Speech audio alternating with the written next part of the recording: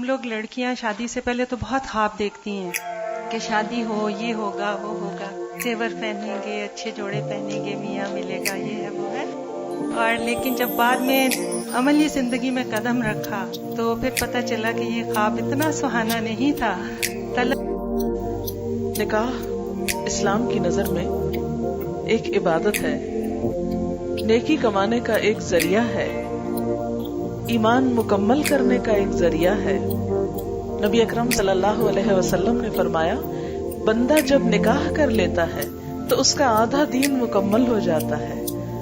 اب باقی ماندہ آدھے دین کے بارے میں اسے اللہ سے ڈرتے رہنا چاہیے. نبی صلی اللہ علیہ وسلم نے فرمایا، دنیا ایک متاع ہے، فائدے کی چیز ہے، پونجی ہے، اور دنیا کی سب سے بہترین متاع نیک بیوی ہے. یعنی دنیا کی سب سے بہترین چیز نیک بیوی.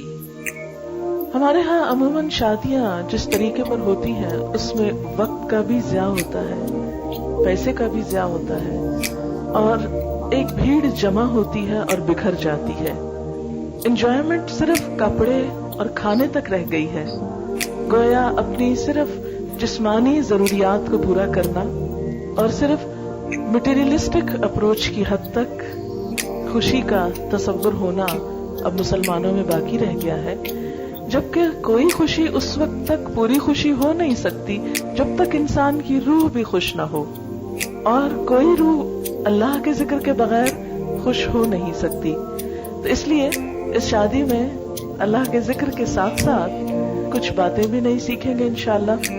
یعنی خوشی کا اظہار بھی ہو اور اس کے ساتھ ساتھ اچھی اچھی نصیحتیں بھی ہوں جو دلہن کو اور اس کی بہت سی دوستوں اور سہیلیوں کو بھی کام آئے انشاءاللہ.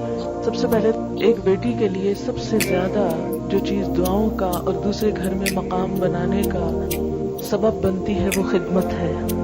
کوئی لڑکی اپنی اچھی شکل سے، اپنے علم سے، اپنے ہنر سے، اپنی دوسری قابلیت سے سسرال کے ہاں جگہ نہیں بنا سکتی جو خدمت سے بنا سکتی ہے. بہت سی بے ہنر لڑکیاں بھی جب اچھے جذبے کے ساتھ خدمت کا ارادہ کرتی ہیں اور کرتی ہیں اور قربانی کرتی ہیں تو بہت دعائیں بھی پاتی ہیں اور بہت خوشحال زندگی بھی.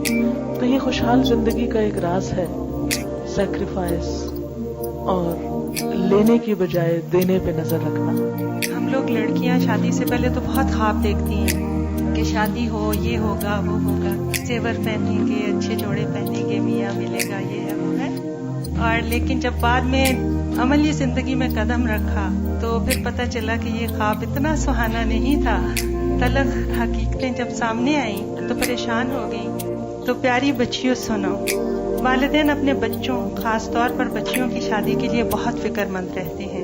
اس دن کا انتظار کرتے ہیں جب دنیا جہان کی خوشیاں سمیٹ کر اپنی بچی کی جھولی میں ڈال دیں اور بہترین آرزوؤں اور تمناؤں کے ساتھ ایک تابناک اور روشن مستقبل کی طرف خوشی اور جدائی کے ملے جلے جذبات کے ساتھ آنسوؤں کی پرنور بارش میں نئے اور اصل گھر کی طرف روانہ کر دیں. اس گھر کی طرف جسے آپ اپنا گھر کہیں گی، اور جس گھر سے جائیں گی وہ اب آپ کے لیے ماں باپ کا گھر کہلائے گا.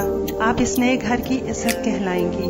آئندہ آپ کی پہچان اس نئے گھر سے ہوگی. جس گھر میں آپ قدم رکھیں گی وہ نیا ہوتے ہوئے بھی نیا نہیں ہے. اس میں کوئی بھی فرد اور کوئی بھی رشتہ نیا نہیں ہے. یہ بالکل اسی گھر کی طرح ہے. پچھلے 20-22 سال ہنسی خوشی جس میں آپ نے گزارے، وہاں آپ کے ماں باپ تھے جو آپ کو بہت عزیز رکھتے تھے اور آپ بھی ان سے بہت پیار کرتی تھی. اس نئے گھر میں بھی ویسے ہی امی ابو ہیں جو آپ کو اسی طرح بلکہ اس سے بھی بڑھ کر پیار کریں گے. شرط یہ ہے کہ آپ بھی ان کو وہی پیار دیں. پچھلے گھر میں آپ کے بھائی بہن تھے جو آپ پر جان نچھاور کرتے تھے اور آپ بھی ہردم ان کے آرام و سہولت کا خیال رکھتی تھی. اس نئے اجلے گھر میں بھی آپ کو ایسے ہی بھائی بہن ملیں گے جو آپ کے پیار و محبت کے جواب میں زیادہ پیار و محبت دیں گے. پچھلے گھر میں تمام عزیز رشتہ دار آپ کی خواہشوں کا احترام کرتے تھے کیونکہ آپ اپنی شعوری کوشش کرتی تھیں کہ آپ ان کو کسی قسم کی شکایت کا موقع نہ دیں. اب اس گھر میں بھی اسی طرح کے عزیز رشتہ دار آپ کی راہ دیکھ رہے ہیں اور آپ کو اجلے سہانے ماحول میں ہنسی خوشی خوش آمدید کہنا چاہتے ہیں.